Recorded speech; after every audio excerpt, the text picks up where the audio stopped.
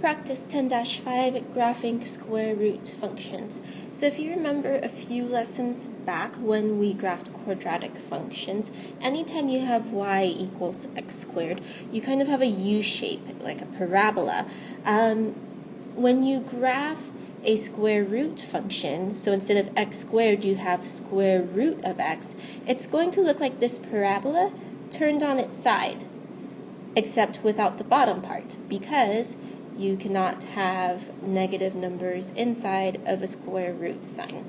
So in order to graph a square root function, we need to find the domain, or where all possible values of x, meaning where this starts, and the range, which is all possible values of y. So the value inside the square root sign must equal 0 or greater, because negative numbers have no square root. If you think about it, if you square a positive number, you're going to get a positive number. If you square a negative number, you're still going to have a positive number, because a negative times a negative equals a positive.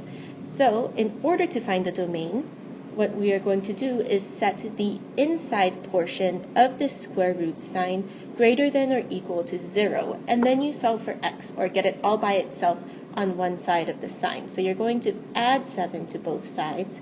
So we are going to have x is greater than or equal to 7, and this is our domain. To find our range, what we do is we plug our domain into our function to find our range. So instead of this x, we are going to have a 7. And 7 minus 7 is 0, and the square root of 0 is 0. So the range is y is greater than or equal to 0. So this is our answer for number 1.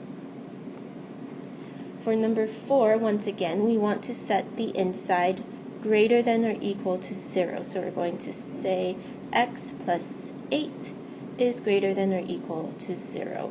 And then we want to solve for x. So we're going to subtract 8 from both sides, and we end up with x is greater than or equal to negative 8.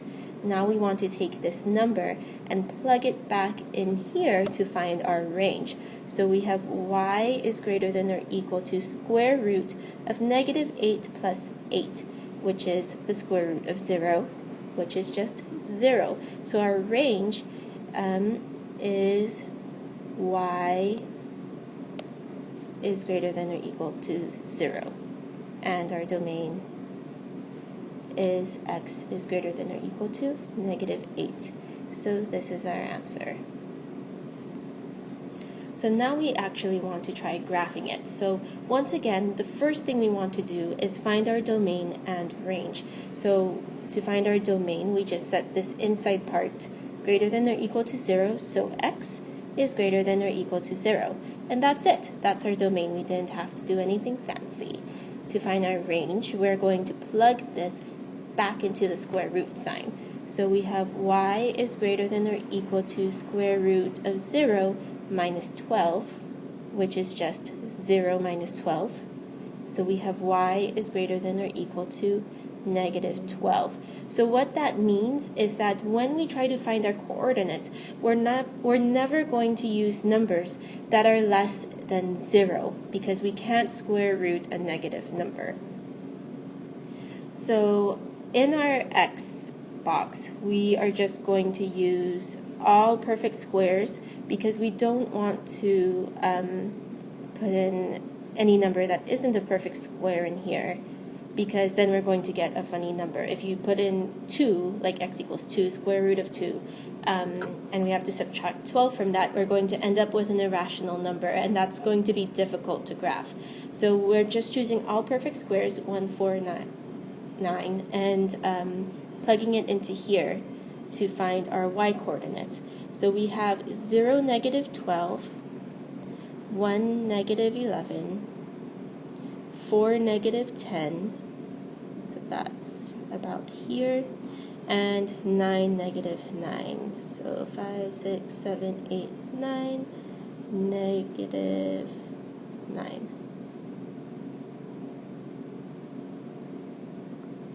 Actually, this should be here, and this should be here.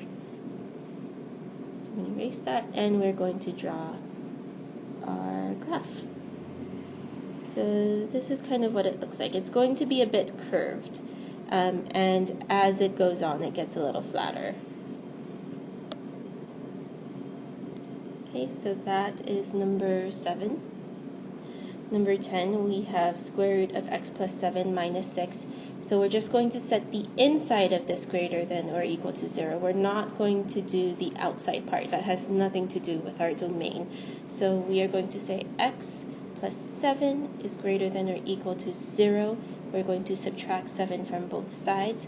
So our domain is x is greater than or equal to negative 7. Now we want to take our domain and plug it back into this equation to find our range. So our range is square root of negative 7 plus 7 minus 6, which is square root of 0 minus 6, which is the same as 0 minus 6. So what that means is our range is y is greater than or equal to negative 6. So our starting point for this graph is going to be negative 7, negative 6. That's where our first point is going to be. Now, in order to get a perfect square in here, we want to make it so that the inside part equals 1. So we're going to put in negative 6. So we have negative 6 plus 7 minus 6, which is square root of 1 minus 6. And the square root of 1 is 1 minus 6, so that's negative 5. So our next coordinate is going to be negative 6, negative 5. Now we're going to plug in negative 3 because our next perfect square is going to be 4. So we want to make it so that the inside part of the square root sign is 4. So we have square root of 4 minus 6, which is 2 minus 6, which is negative 4. So our next coordinate is negative 3, negative 4. Okay, now we're going to do 2. So square root of 2 plus 7 minus 6, which is square root of 9 minus 6, which is 3 minus 6, which is negative 3. So our next coordinate is going to be 2, negative 3. And then we're going to graph this. So we're going to start at negative 7, negative 6. So we're going to go across 1, 2, 3, 4, 5, 6, 7, and down 6. 1, 2, 3, 4, 5, 6. So this is our first dot. This is our starting point. Then we're going to do negative 6, negative 5, negative 3, negative 4, and 2, negative 3. So our graph is going to look like this.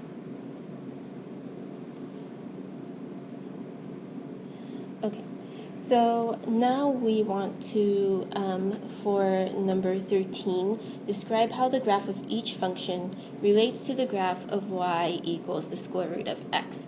So if you just have y equals square root of x, the starting point is going to be 0, 0. And then from there, anytime you plug in a perfect square, square root of 1, square root of 4, square root of 9, y is going to be the square root of that number. So we have 1, 1, 4, 2, and 9, 3.